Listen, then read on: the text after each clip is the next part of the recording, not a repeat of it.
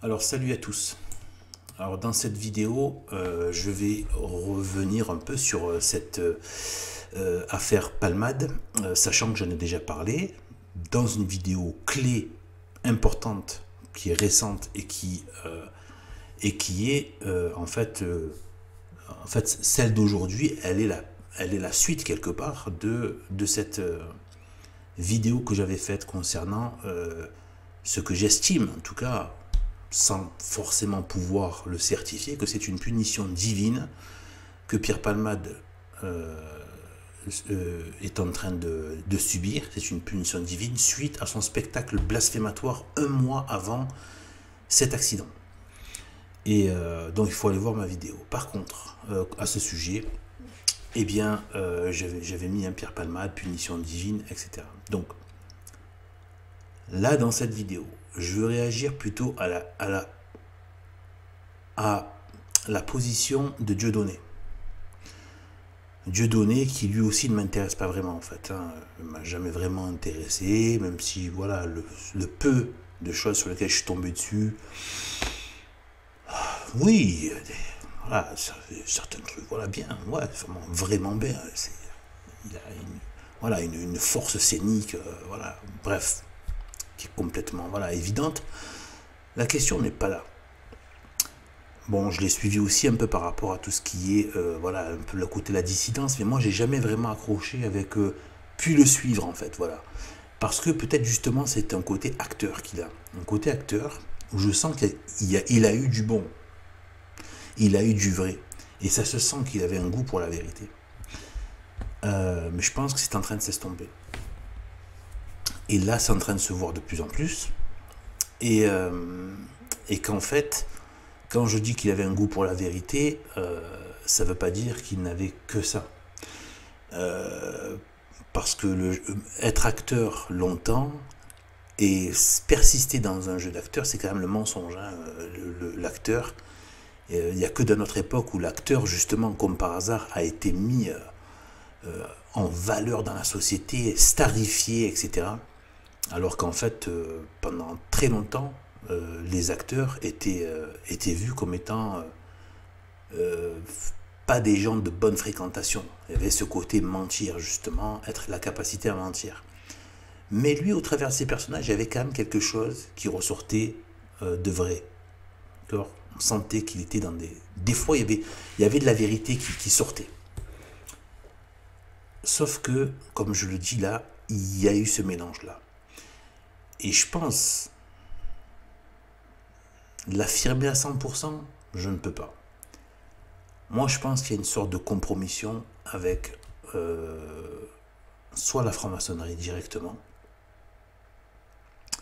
soit il est touché par des comment dire, par des forces démoniaques, c'est-à-dire peut-être qu'il a touché à de l'occulte, et peut-être un mélange un peu de tout ça, un gauchisme persistant chez lui, une fausseté liée à son travail même, ce que je viens de dire là, de l'occultisme et sans doute à mon avis aussi une influence maçonnique pour l'instant, que là je n'arrive pas à déceler réellement. Je tiens à faire une petite parenthèse et je le répéterai jamais assez. Je l'ai déjà dit, mais de temps en temps il y a des choses que je préfère réappuyer dessus. Il ne faut pas oublier une chose par rapport à la franc-maçonnerie. Même si je tacle, c'est très dangereux d'aller sur ce terrain-là, mais je tiens quand même à dire une chose. Et c'est pas pour noyer le poisson. C'est que moi, ma chaîne est une chaîne religieuse. Si je m'intéresse à la question de Pierre Palmade, c'est comme vous avez pu le constater avec la première vidéo, c'est parce que ça touche aux religieux. Moi, c'est une chaîne religieuse, et même quand je regarde l'actualité, etc., j'ai compris que le système veut nous enlever de la vision religieuse, de l'histoire religieuse du monde, que ce soit avec la pseudo-science, que ce soit avec la pseudo-culture, que ce soit avec la politique. Tout sans Dieu. La vie matérielle sans Dieu, la création, le monde, leur soi-disant univers de la NASA, gros mensonge évidemment, tout ça sans Dieu. La culture, l'art, même là, l'art sans Dieu, tout sans Dieu. Le couple sans Dieu, pas de mariage, enfin, Tout, mais sans Dieu. Dans tout.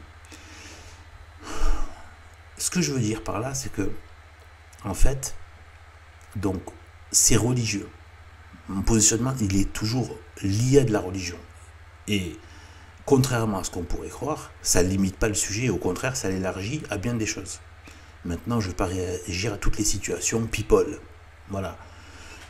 En gros, quand tu en as vu une, tu les as presque toutes vues. Même Mascarade qui se rejoue d'ailleurs depuis très longtemps.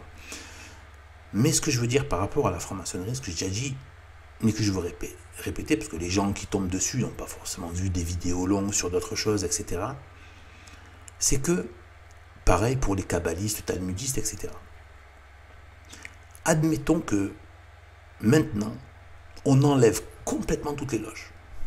Il n'y en a plus une seule. D'accord? Dans toute l'Europe. Tout l'Occident même. Tout le monde entier même, si on veut. Ah, il n'y en a plus. Il n'y a plus de talmudistes. D'accord? Il n'y a plus de kabbalistes. Si on ne met pas Dieu à la place, vous aurez une autre forme. C'est-à-dire que, à la source du mal, et c'est pour ça que je parle d'histoire religieuse, à la source du mal, il y a le diable et les démons. C'est comme ça que tout a commencé. Et c'est par ça que tout va se terminer.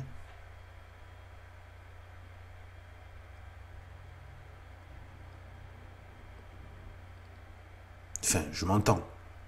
Tout va, non pas tout, mais dans le sens où il y a soit d'aller avec la compagnie des anges du ciel, Dieu, les saints humains, ou alors avec le diable et les démons. C'est la première chose qu'a dite Dieu lui-même à Satan après le péché originel, après qu'il ait tenté Adam et Ève. La première chose, il lui a parlé directement de sa postérité et de la postérité de la femme, donc une postérité humaine. Eh bien, la postérité, c'est ceux qui vont être à son image. Et il y aura la postérité de la femme qui sera à l'image du Christ. Donc, de la femme qui va, donc, parce que c'est pas que nous en tant qu'êtres humains qui pouvons être cette postérité, c'est par l'action du Christ, mais qui s'est fait homme, donc c'est la postérité. Et de tous les hommes qui se mettent, grâce à Dieu, dans la ressemblance avec Dieu par le Christ. Et donc, bien sûr, l'aide de Sainte Marie, qui est la nouvelle Ève, qui est la femme dont parle le premier livre. Genèse, j'ai oublié, bon c'est pas grave, 3.15, ou il me semble que c'est ça. Donc vous retrouvez, en gros c'est le premier châtiment, enfin, la première sentence que donne Dieu contre Satan. Et bien en fait, tout est lié à ça. Et c'est cette lecture de la vie qu'on veut nous enlever. Et donc là, par rapport à cette histoire de Pierre Palmade, eh bien, oui, donc par rapport à la franc-maçonnerie, d'abord je reviens sur la franc-maçonnerie, eh bien en fait, c'est ça le problème. Et ça se prouve très facilement. C'est simple. Admettons, comme j'ai dit, on enlève toutes les loges, on enlève toute la franc-maçonnerie, il n'y en a plus un seul. Mais qu'est-ce qu'il va se passer s'il n'y a pas Dieu à la place? Il y aura une autre forme. Le démon, le diable, va mettre une autre forme de perversion des sociétés. Avant la franc-maçonnerie, avant les talmudistes, il y avait quoi?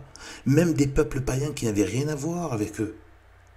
Que ce soit en Asie, l'Asie c'est plein de démons.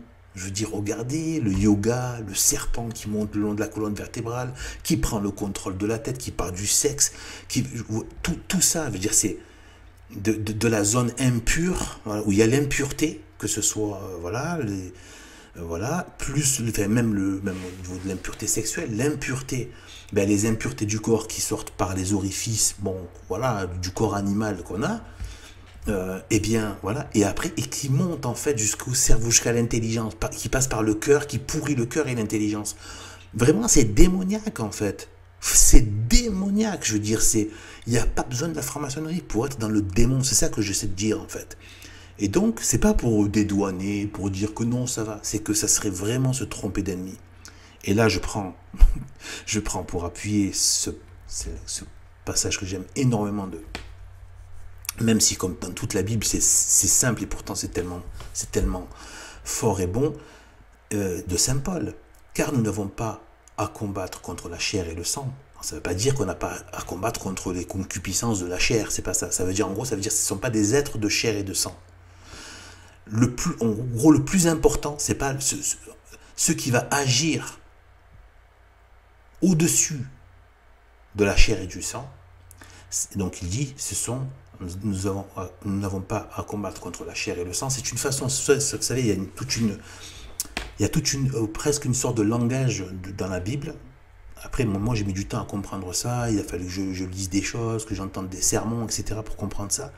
Que c'est bon. Ce sont pas le gros problème, ce ne sont pas les êtres de chair et de sang. Le plus gros problème, il dit donc, les puissances, les dominations. Faut savoir que même le mot puissance, domination, trône, c'était des ordres angéliques. Hein. Les trônes, les dominations, les puissances. Voilà. Et donc, les principautés. Bon. Eh bien, en fait, il dit, et les esprits mauvais qui habitent l'air. Donc, on est bien dans la démonologie dans tout ça. Évidemment, c'est ce que Vatican II, le catholicisme. Non, je veux même plus dire le mot catholique avec ces ordures. Les imposteurs, les faussaires, les espèces de pharisiens sadducéens du Vatican, eh bien, on diffuse, ils enlèvent l'enfer, ils enlèvent les démons, ils enlèvent la notion de péché, tout ce qui, voilà, de pénitence, tout ce qui a à voir avec le mal, d'accord, ils l'enlèvent. Eh bien, en fait, voilà. Donc, ça veut dire quoi? Ça veut dire qu'en fait, regardez avant tout ce qui est franc-maçonnerie, tout ça, qu'est-ce qu'il y avait en France? Il y a eu des hérésies folles. Des hérésies folles. L'arianisme qui a fait un mal dingue. Tout le monde a cru que c'était fichu, le catholicisme. Il y a eu comment on appelle ça? Le schisme d'Orient, qui a séparé l'église d'Orient et d'Occident et de Rome. Plus tard, il y a eu le grand schisme aussi au sein même de l'Europe, vers la fin justement, avec la fuite, le palais des papes, à Avignon, etc., etc. Il y a eu le jansénisme, les cathares, tous ces cinglés, toutes ces sectes. À un moment donné, il faut arrêter. Donc c'est pas une question de... Et c'est là que moi je vais reprocher des choses, et c'est là que... Enfin, de reprocher des choses. C'est pas personnel, mais c'est dans la logique. C'est pour ça que je ne suis pas à 100% je ne suis pas Dieudonné, Stéphane Blé, même si je l'ai relayé parce qu'il dit des vérités, bon, évidemment, sur l'occultisme, etc., qui sont extrêmement rares de diffusion, et voire même jamais, hein, donc c'est très nouveau que ça a pu sortir, c'est très très récent finalement, et donc Stéphane Blé, même si bon, il est décédé, paix à son âme, et j'espère, même si malheureusement j'ai l'impression qu'il n'était pas chrétien, j'espère que dans, voilà, peut-être que, je sais pas, peut-être qu'à un moment, je crois que c'est le Saint Curé d'Ars qui a dit que on peut même être sauvé, même si quelqu'un se jette d'un pont, il peut être sauvé entre le moment où il se jette et le moment où il atterrit, où il s'écrase. Si, pendant cette chute, il demande pardon à Dieu et que c'est sincère. Vous voyez, l'essentiel, c'est de ne pas mourir en état de péché mortel.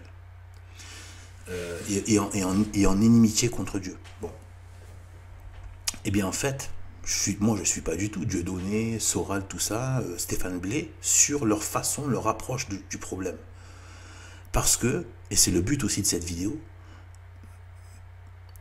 et où le masque se révèle, justement, le visage se révèle de mieux en mieux, il se dessine mieux de Dieudonné, c'est qu'en fait, ça sert à rien. C'est-à-dire qu'en fait, c'est de l'athéisme. Soral, il a gardé son fond marxiste, une lecture matérielle de l'histoire, voilà. Voilà. Ça reste il y a toujours cet esprit du monde qui est là. D'accord? Cet esprit du monde. Et ils veulent tous faire croire que le catholicisme, ouais, c'est vieux jeu. Il n'a jamais été autant d'actualité, peut-être, aujourd'hui.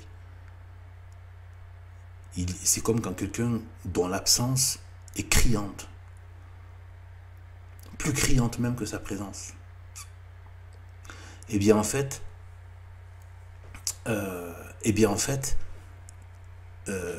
voilà, Dieudonné, pareil. C'est la même bouillie athée, gloubi-boulga, comme on dit, de syncrétisme, de n'importe quoi, de vision sans véritable colonne vertébrale, enfin voilà, espèce de, voilà, bon, de petites, comment dire, de petites, de petits, on va dire, de parcours espiègle d'un artiste, voilà, un peu léger sur les bords et à la fois déterminé dans ses intentions. Voilà. Donc, en fait, voilà. Et bon, Stéphane Blé, pareil, j'ai pas senti le contenu religieux chez lui. Et c'est pour vous dire à quel point c'est une impasse. C'est une impasse. Voilà. C'était Soral, bon, il a essayé pendant un temps de vendre le patriotisme, concept complètement maçonnique, le patriotisme sans Dieu, sans théologie. C'est tout à fait marxiste, socialiste et maçonnique, moderniste. Et Dieudonné, voilà. Donc tu veux faire de l'anti-sionisme, peut-être même de l'antisémitisme, que sais-je. Tout ça, c'est de la blague. Et même Stéphane Blé, même si tu sors des gros dossiers, ça servira à rien. Parce que la vraie ligne de démarcation, c'est catholique ou non catholique. C'est pour ça que c'est une croix d'être un chrétien.